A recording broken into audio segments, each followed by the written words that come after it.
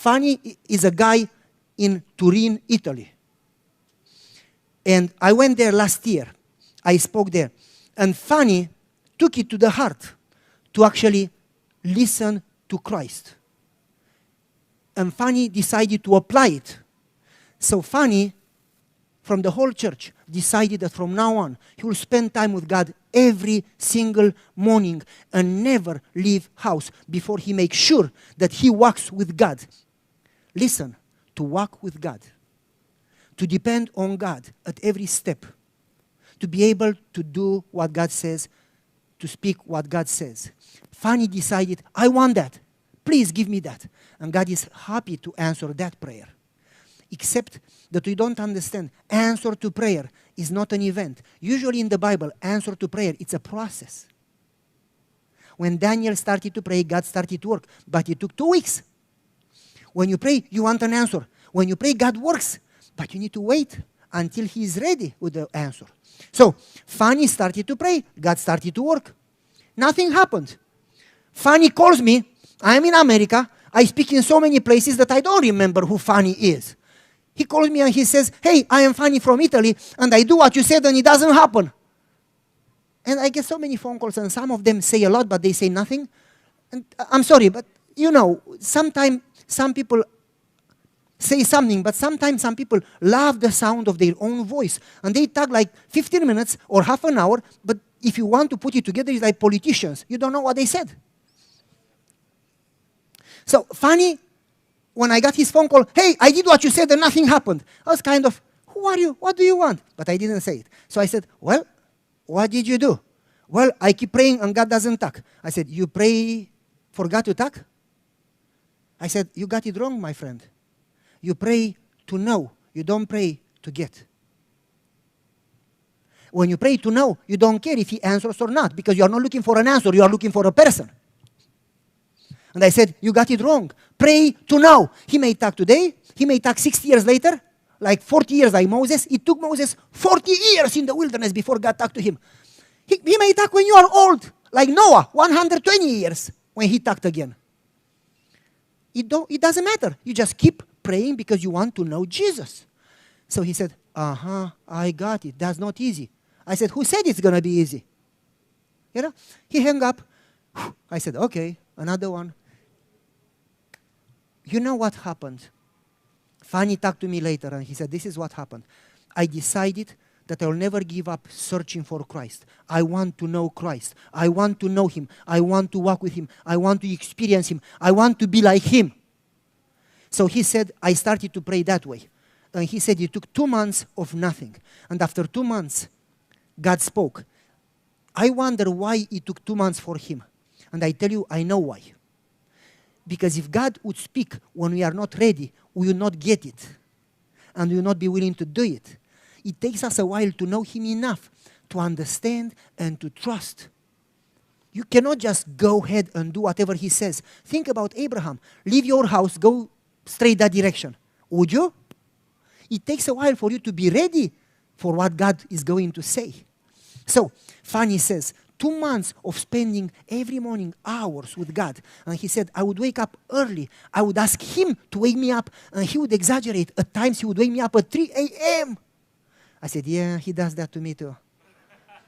And he said, he would wake me up at 3 or at 5 or at 4. And he would say, I kept praying and studying. And he said, after 2 months, God spoke to me and said, sell everything and go to Africa and build an orphanage.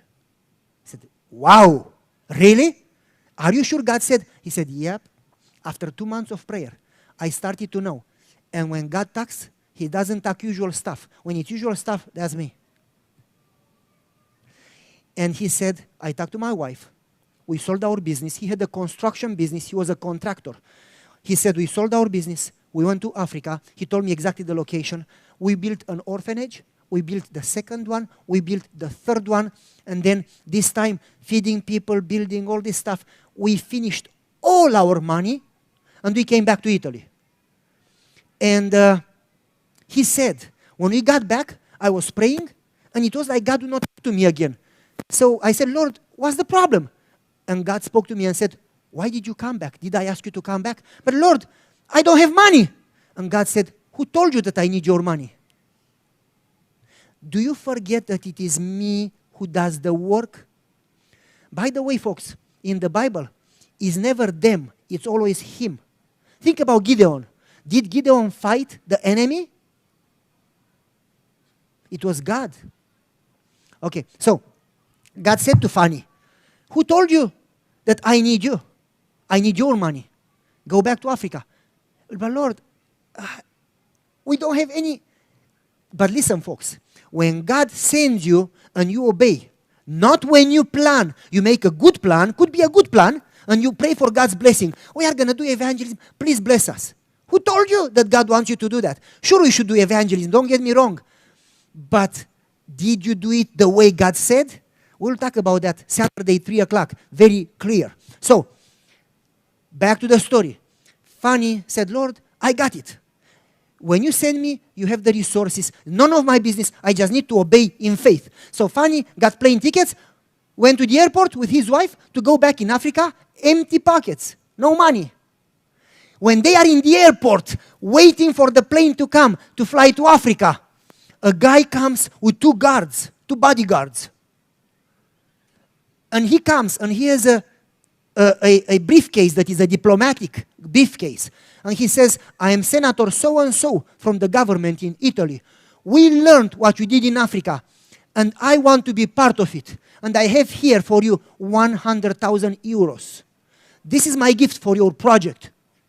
And he gets in the airport a diplomatic immunity closed briefcase with 100,000 euros. Isn't that something? And he gets the bodyguards to go with him to make sure that the money are safe. And he gets to Africa and he does a lot more work. And then he comes back and he says, Lord, what is next? I got used. I love it.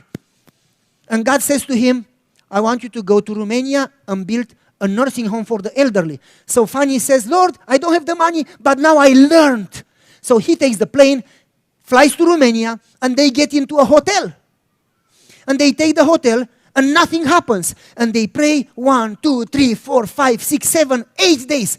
Day and night, praying all the time, sleeping a little and praying, and nothing happens. In the 8th day, somebody knocks in the door of the hotel, an architect, and says, God inspired me to come and give you these blueprints for a nursing home. And he gets the blueprints, but not the money. And they keep praying another week. And somebody comes from former Yugoslavia and says, God inspired me to give you the money. This is the strange part. Whatever the money or on the blueprints is the money that the guy from Yugoslavia gave him. And he builds the nursing home. And then he goes back to Italy. And God says, go to Ukraine. And they take 4 trucks, 4 18-wheelers, full with clothing. And they go to Ukraine. When they get to the border with Ukraine, the guard says, no, you cannot get in. The rule is 2 luggages, 2, how you call them, 2 suitcases per person. Whatever is over that, you pay toll, customs. I believe he said $2.5 per pound or per kilogram. That's crazy! 4 18-wheelers, 4 big, long trucks. If you weigh them, the money that you have to pay per weight, you get more money if you buy from that cash something, you get better deal. So Fanny says, please let us go. And the guy from the border says, no, law is law. 2 suitcases per person. Now it was Fanny and his wife driving 1 truck and 3 other couples driving 3 other trucks. All together 8 people. How many briefcases, how many suitcases can you take? 16. That's not a lot. So they took 16 briefcases, crossed the border. They came back and the guy from the guard says, you are crazy. It's 4 18-wheelers. Give it up. So Fanny thought about it. And he calls me from the border, from Ukraine border. And he says, Pastor Pavel, what should I do? And I tell him, who do you think I am? God. Pray. Why do you think that I have an answer? Pray.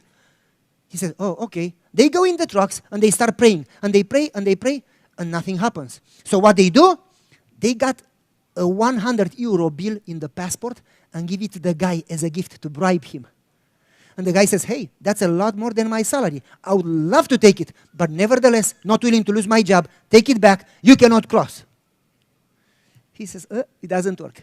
As we do, trying to solve the problems ourselves. So he goes back to prayer. And he prays and nothing happens.